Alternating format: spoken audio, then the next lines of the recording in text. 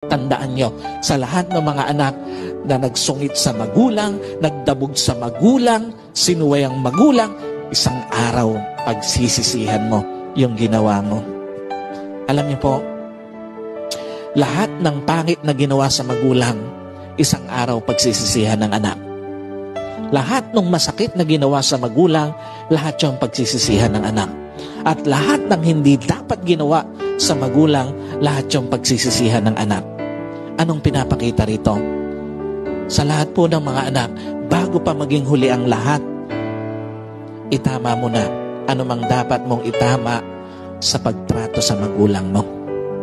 Bago pa mapuno ng pagsisisi ang pakikitungo mo sa magulang mo, itama mo na ang dapat mong itama sa trato sa magulang mo. At bago pa mapuno ng lungkot yung kwento ng pakikitungo mo sa magulang mo, itama mo na yung dapat mong itamang trato sa magulang mo.